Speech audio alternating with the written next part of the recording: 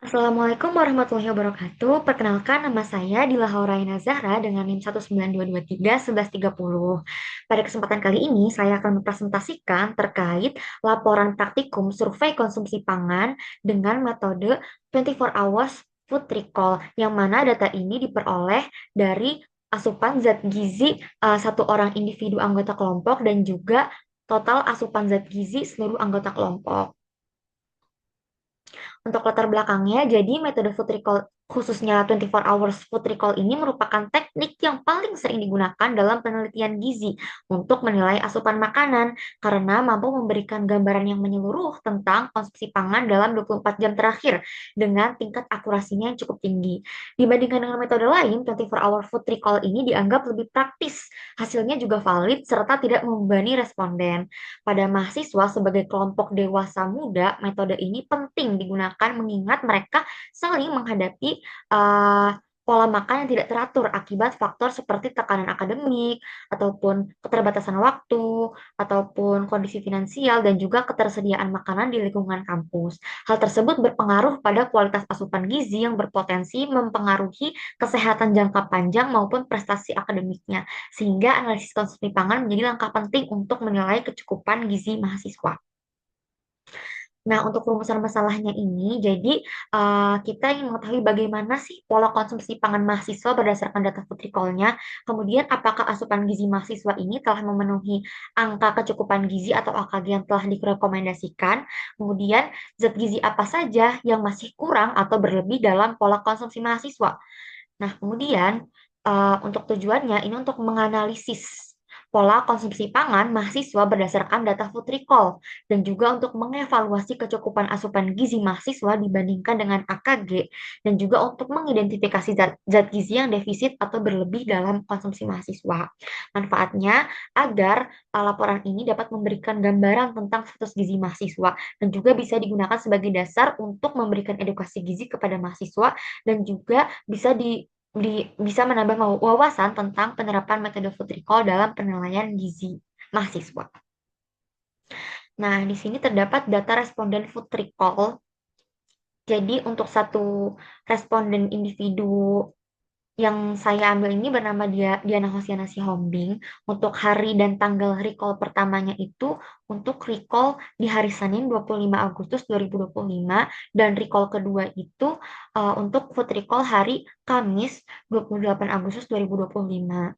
Untuk alamat Diana ini ada di Mulyasari BPD dan usia Diana ini 19 tahun dan jenis kelaminnya perempuan.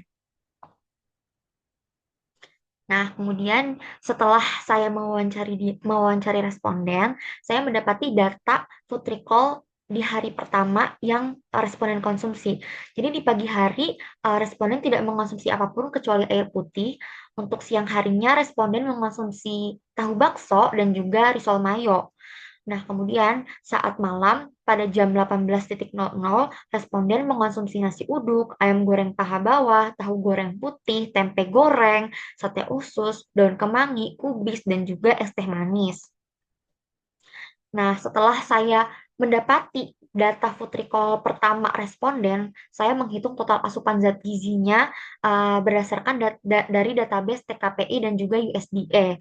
Jadi didapati persentase pemenuhan energinya ini sebesar 67,79% dan untuk persentase pemenuhan proteinnya sebesar 116,38%, untuk lemaknya sebesar 121,69%, untuk karbohidratnya sebesar 38,39%, untuk persentase seratnya sebesar 14,89%, dan untuk persentase vitamin A-nya sebesar 14,89%, dan untuk folatnya sebesar 16,02%, dan untuk vitamin C-nya sebesar 6,54%, dan untuk zat besinya sebesar 91,19%, dan untuk kalsiumnya sebesar 88,64%.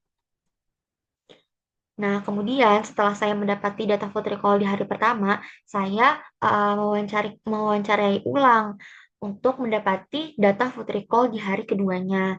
Jadi pada pagi hari di jam 7 pagi, responden mengkonsumsi mie gacoan, yang mana mie gacoan ini terdapat komponen mie basah, cabai, dan kecap manis, dan juga minyak. Kemudian juga responden mengkonsumsi pangsit ayam yang terdiri dari tepung, ayam filet dada, garam, gula, dan juga air. Dan juga responden mengkonsumsi dimsum yang terdiri dari tepung, ayam, garam, gula, dan juga air. Serta responden mengkonsumsi es teh manis. Kemudian pada waktu siang di jam 12.00 responden tidak mengkonsumsi apapun kecuali air mineral. Kemudian pada malam hari responden mengkonsumsi dua ayam Kentucky, yaitu paha atas dan juga sayap, dan juga dibarengi dengan nasi putih.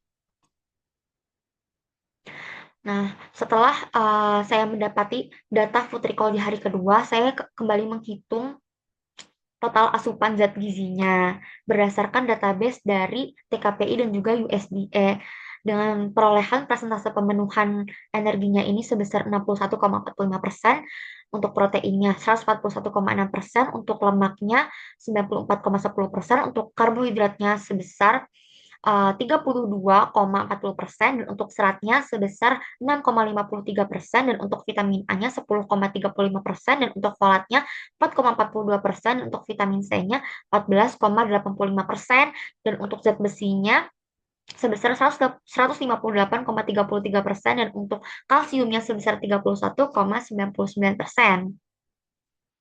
Nah, setelah saya mendapati data food recall di hari pertama dan hari keduanya, saya menghitung rata-rata asupan food recall di hari pertama dan hari keduanya responden. Dan didapati dari total keduanya, persentase pemenuhan energinya itu sebesar 64,60%, proteinnya sebesar 129%, dan lemaknya sebesar 107,78%, karbohidratnya sebesar 35,39%, seratnya sebesar 10,73%, vitamin A-nya sebesar 12,97%, folatnya sebesar 14,45%, vitamin C-nya sebesar 10,73%, dan zat besinya sebesar 124%, dan kalsiumnya sebesar 51,39%.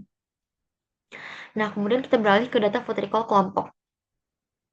Untuk data asupan zat gizi kelompok ini sudah saya totalkan dari kedua food recall masing-masing orang, masing-masing responden dari anggota kelompok saya. Jadi diperoleh rata-rata asupan gizi kelompoknya setelah dihitung seperti pada layar yang sudah ditampilkan. Kemudian ini untuk angka kecukupan gizi per kelompoknya, karena kurang lebih umurnya ini di rentang 19 sampai 21 tahun. Untuk persen pemenuhan gizi kelompoknya, jadi untuk rata-rata pemenuhan zat gizi kelompok dari energinya ini sebesar 60,77%, proteinnya sebesar 95,25%, untuk lemaknya sebesar 82,41%, untuk karbohidratnya sebesar 48,80%, untuk seratnya sebesar 23,57%, untuk zat besinya sebesar 71,22%, dan untuk kalsiumnya sebesar 49,95%, untuk folatnya sebesar 35,78%, dan untuk vitamin A-nya sebesar 81,30%, dan untuk vitamin C-nya sebesar 76,03%. Jadi kesimpulannya, sebagian besar mahasiswa belum memenuhi kecukupan energi, karbohidrat, serat, dan juga vitamin serta kalsium. Sementara itu, asupan protein, lemak, zat besi relatif mencukupi, bahkan berlebih. Kondisi ini mencerminkan bahwa konsumsi yang kurang seimbang dengan dominasi makanan instan dan juga gorengan, serta rendahnya konsumsi buah, sayur, ataupun susu.